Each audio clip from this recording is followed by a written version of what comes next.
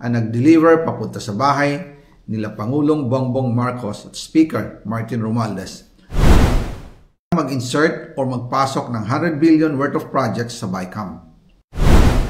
Sana po ay hindi nila ako mapatay bago ko mailabas ang lahat.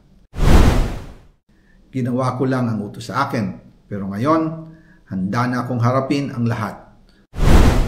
Ginagamit ng administrasyon ang buong resources ng bansa para tumahimik ako. That he will shoot me if I will talk. Gagamitin ako bilang panakipbutas sa kanilang kampanya laban sa korupsyon. Hindi na ako mananahimik, ilalabas ko ang lahat ng katotohanan. May resibo, may ebidensya, at may pangalan.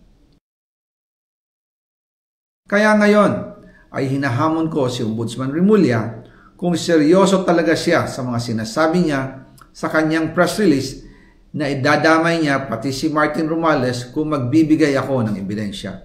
Patunayan niya ngayon ang pronouncement niya. Imbestigahan niya ang Fraternity Brad at ang kanyang kaibigan na si Speaker Martin Romualdez kung talagang tutupad siya sa tungkulin niya. Imbestigahan din niya si President Bongbong Marcos. Sabi nga ni BBM nung SONA, let's do it right at mahiya naman kayo, hindi po ba? Nananawagan din po ako sa Senado na imbestigahan ang 100 billion insertion ni Presidente. Alam ko po na hindi gagawin ni Ombudsman Remulla ang hamon ko. Pero magaling ang Senado sa investigasyon at ako ay naniniwala na dahil sa kanila, lalabas ang katotohanan. Yung pong listahan ng mga projects, ilalabas ko din kasama ng video na ito. Dahil dito, mas lalong darami ang ipa-file na kaso sa akin. Ginagamit ng administrasyon ang buong resources ng bansa para tumahimik ako, para masira ang aking kredibilidad. Darami din ang banta sa buhay ko at ng aking pamilya. March 2025 pa lang, si Speaker ay nagpaparinig na sa akin sa aming meeting that he will shoot me if I will talk.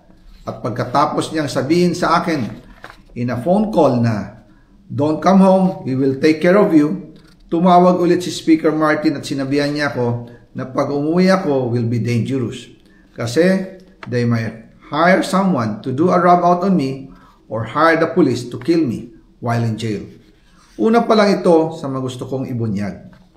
Marami pa akong dadalhin sa liwanag. Isa na dito ay yung kay Henry Alcantara, ang DPWH boys, ang sinasabi nilang halaga sa ICI ay 21 billion.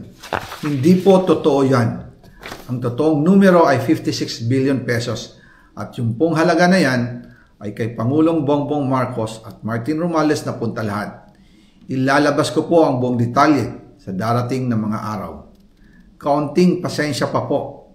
Sana po ay hindi nila ako mapatay bago ko mailabas ang lahat.